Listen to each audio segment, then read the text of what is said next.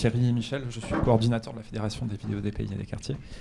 Et sur cette question-là de mesurer l'impact et justement de le valoriser, donc je suis entièrement d'accord avec vous, c'est à la fois une difficulté qu'on rencontre aujourd'hui de mesurer l'impact de ces télévisions sur le territoire, et en même temps on est en plein dans ce questionnement et dans cette recherche-là. Mais on pourrait aussi se poser la question de l'impact des télévisions locales, du câble ou du hertzien, qui sont financés jusqu'à 30% par les collectivités, et quel est du coup pour 1 euro versé le rendement. Je crois qu'il faudrait aussi qu'on pose cette question, parce que on se rendrait peut-être compte qu'il y a un équilibre qui n'est pas du tout atteint aujourd'hui entre, c'est complètement démesuré ce qui peut être versé à des télévisions locales qui vont faire pas plus que de l'information copiée sur le national, et entre ce qui est donné à une télévision associative qui fait un réel travail d'appropriation des médias pour les habitants, par les habitants. Et voilà, donc ça serait intéressant de poser pour les deux. Absolument. Non, mais je l'évite pas. C'est-à-dire que quand tout à l'heure je présentais les canaux locaux, c'est précisément l'idée que j'avais derrière aussi, c'est que il y a un certain nombre de télévisions qui sont restées des télévisions Monsieur le Maire, très clairement, hein, et qui vivent très bien. Et puis il y a d'autres télévisions, évidemment, qui ont un autre type d'action et qui ont légitimité à exister et à faire valoir qu'elles font des choses, qu'elles ne sont pas effectivement juste des caisses de résonance pour un ensemble d'éléments qui finalement intègrent l'ensemble des différents acteurs du territoire. Donc, alors, la problématique qui est quand même derrière, c'est que en même temps que ce phénomène-là doit être interrogé, il y a aussi le phénomène, finalement, encore une fois, de la loi Balladur. C'est-à-dire qu'aujourd'hui, le département, la région, les municipalités classiques et les communautés de communes vont avoir de plus en plus de mal à exister. Et donc on va avoir de plus en plus de mal à avoir éventuellement le soutien de collectivités locales qui sont véritablement engagées auprès des projets de télévision réellement associatifs et participatifs, pour faire court. Et de ce fait, on risque de se retrouver avec la métropole, l'idée de métropole qui est derrière, hein, on risque de se retrouver avec un interlocuteur intermédiaire qui serait la métropole, et de l'autre côté l'État, et en dessous quasi rien, parce que dans le conseil des métropoles, les communes, elles ferment leur gueule, hein, pour le dire, pardon, de façon peu élégante. Mais donc on est dans cette problématique qui est qu'à un moment donné, il faut faire valoir que des projets qui sont relativement peu chers existent, et que si on valorisait mieux ces projets, ils seraient sans doute beaucoup plus efficaces sur le court terme et sur la durée. Et je vous rejoins tout à fait là-dessus, hein, il n'y a aucun souci. Je crois qu'aussi il faut resituer le débat sur les usages de la télévision et la projection qu'on a de cette télévision. Je pense qu'aujourd'hui, concevoir que la télévision industrielle, telle qu'elle est conçue, telle que tous les élus, nos maires, nos députés, nos sénateurs de droite, de gauche, du milieu, on projetait un petit peu sa réalisation de cette communication de playlist qu'on va mettre en place, que tu définis comme le média d'ailleurs, hein, toi-même. Si aujourd'hui on réintègre ce que Michel Serres voit sur l'apparition d'Internet, de ces nouveaux usages qu'ils vont mettre en place, est-ce qu'aujourd'hui on peut considérer que tout se passera comme le système l'a prévu, ou qu'aujourd'hui, avec cette révolution Internet, parce que Internet, c'est pas simplement que de la consultation ou de l'affichage. L'Internet, c'est de la diffusion. Internet, c'est des rencontres. Internet, c'est des nouveaux outils de communication. C'est le Web 2, c'est comment on travaille ensemble. C'est des pratiques nouvelles qui apparaissent. Et je crois qu'aujourd'hui, est-ce qu'il n'y a pas un bouleversement qui fait que tout ce qui avait été prévu pendant les 10 ans, il est complètement remis en cause sur justement ces pratiques audiovisuelles ? Moi, je suis pas sûr. Je suis pas sûr. C'est-à-dire que je pense qu'au niveau individuel, au niveau effectivement des acteurs du terrain, il y a quelque chose qui bouge. Mais je ne suis pas sûr qu'au niveau de ceux qui interprètent la restructuration du paysage audiovisuel français, en guillemets, ça soit bien perçu. Juste, je te lis quand même sur l'avenir de la télévision numérique terrestre de Michel Boyon. Juste une petite... donc il manque sans doute encore une dizaine de télévisions locales pour parvenir à une bonne couverture du territoire métropolitain. Donc déjà... on est passé, enfin je veux dire, c'est clair, métropolitain. Pour autant, la situation n'est pas toujours satisfaisante, même si l'on constate aujourd'hui l'engagement de nouveaux entrepreneurs, l'équilibre des chaînes locales reste subordonné au concours des collectivités territoriales et parfois au soutien de la presse quotidienne régionale. Mais avant de porter un jugement définitif sur la viabilité ou non d'une offre télévisuelle locale, il convient d'attendre que les mesures décidées ou encore les études telles que l'harmonisation des dispositifs de financement, l'incitation au partage des coûts de structure, la définition des nouvelles formes de tournage et de montage, l'encouragement au regroupement autour des bassins d'une audience potentielle plus importante et produite leur effet. Donc il y a du bon là-dedans, il y a du mauvais, c'est-à-dire que pour l'essentiel, effectivement, on est encore sur la télévision de ville, à la télévision métropolitaine. Mais par ailleurs, et c'est là où il faudrait prendre la balle au rebond sur un texte quand même qui est un rapport au Premier ministre, il y a aussi la prise en compte de nouvelles formes de tournage et de montage, donc de nouvelles possibilités de faire émerger une parole ou une production, tout du moins.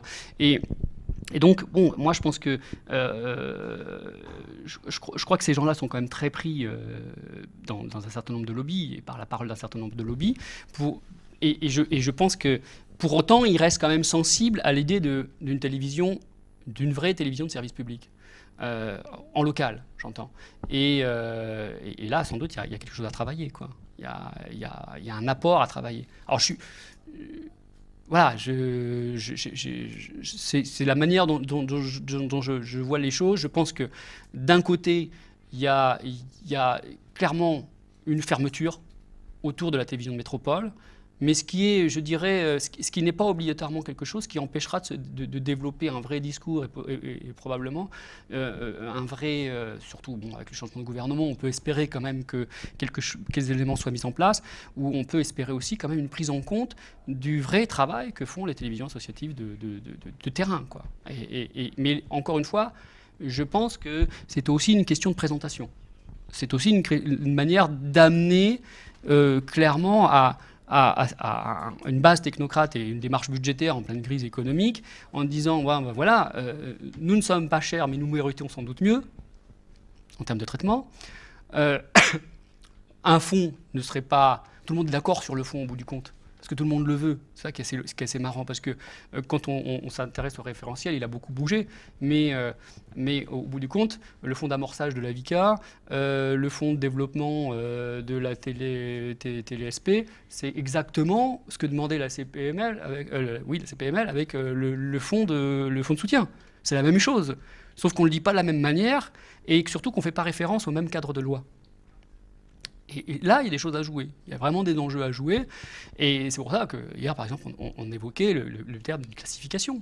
Enfin, moi, comme je connais effectivement les codes de la cinématographie, parce que c'est quelque chose que je connais bien, je vois bien que le classement A/C pourrait très bien être quelque chose qu'on puisse utiliser pour proposer un classement télévision de pays ou télévision locale associative, avec des projets, avec une notation et un barème qui permettrait d'abonder un fonds et d'avoir une pondération en fonction de ce qu'on produirait.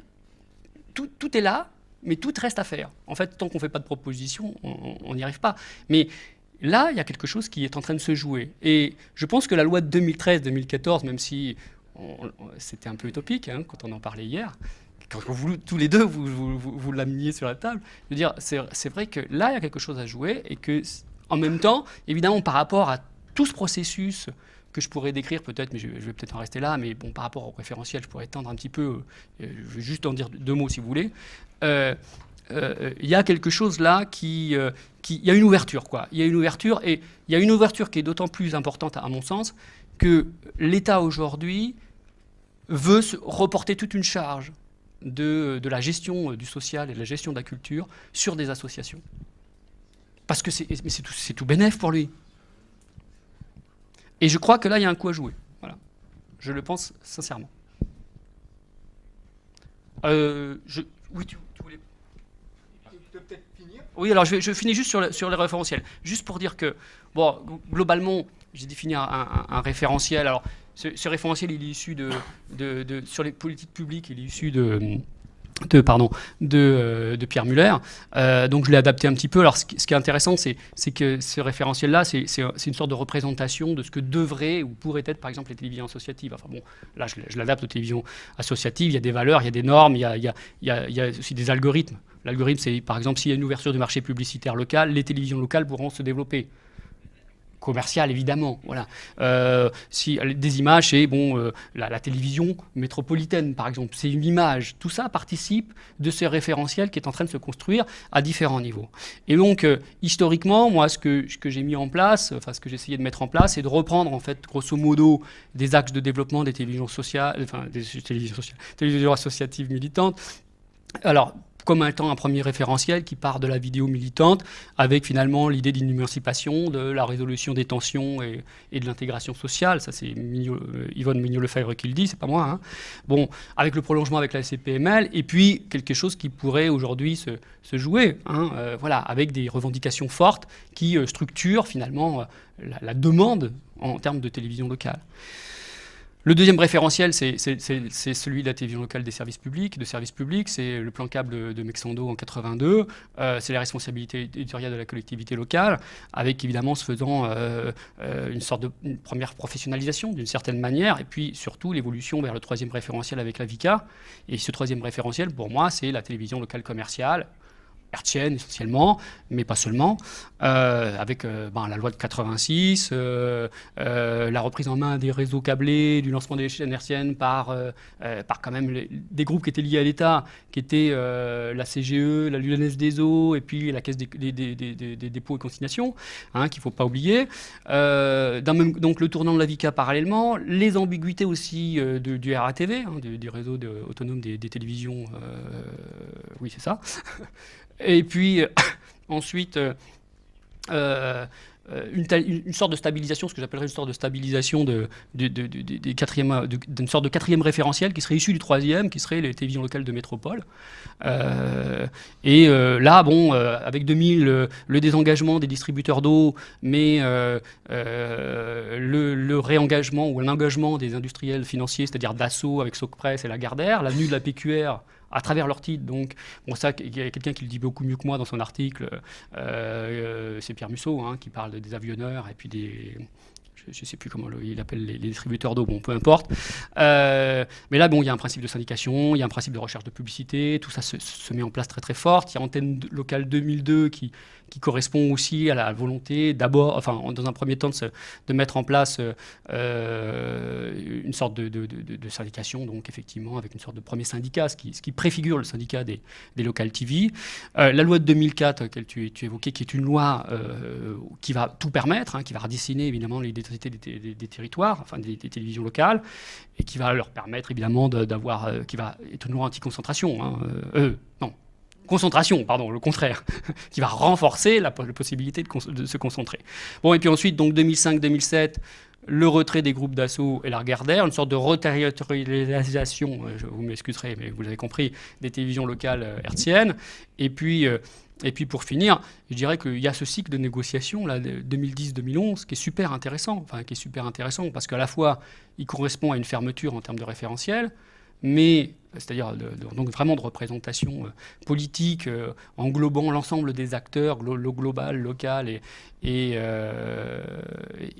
sectoriel, et donc qui se finit grosso modo par l'idée que bon, ça serait bien quand même qu'il y ait un fonds de modernisation, ça serait bien que les investissements publicitaires institutionnels, publics, soient en partie tournés vers les télévisions locales. Alors là, je parle des télévisions locales, enfin je parle de Local TV et TLSP, mais c'est très intéressant parce que c'est un clin d'œil quand même historique. Ça veut dire qu'il y a eu tout ce qu'a défendu la CPML, il y a une partie en tout cas de la CPML qui est réactivée et qui est réagencée, digérée et retraduite dans les propositions de ces deux institutions qui sont essentiellement des télévisions, enfin qui défendent des télévisions locales, commerciales, privées de grandes agglomérations ou de moyennes agglomérations.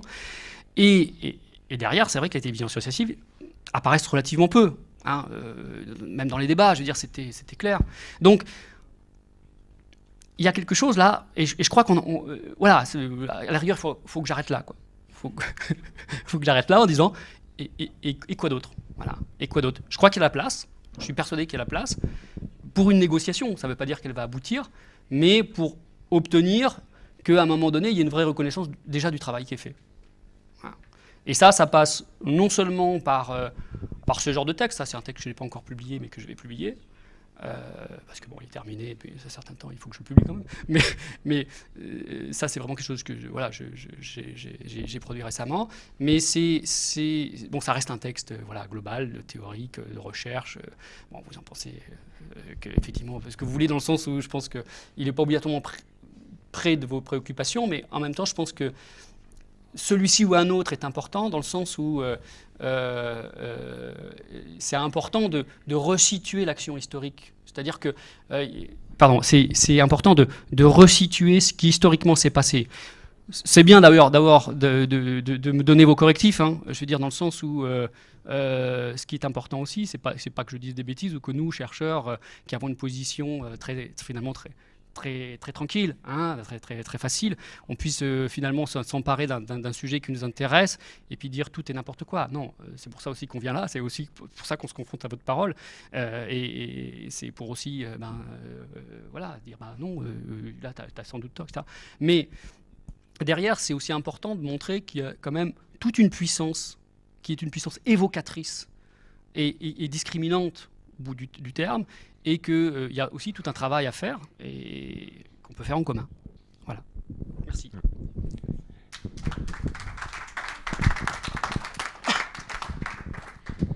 Eh bien pour nous, je crois que c'est très important de se confronter à votre pensée, au contraire, nos pratiques à votre pensée. Alors je vous propose, sans trop de transition, d'écouter peut-être si vous avez plus d'autres questions, ou alors on pourra profiter de la journée Il y a des questions, mais peut-être on peut profiter de la journée qui va passer pour rencontrer Bruno qui sera là encore un petit moment, toute la journée, et puis peut-être permettre à Gérard Wormser, malgré et avec toutes nos excuses pour le grand retard qu'on a pris depuis ce matin, pour nous parler du coup de la presse écrite associative. Merci beaucoup Bruno.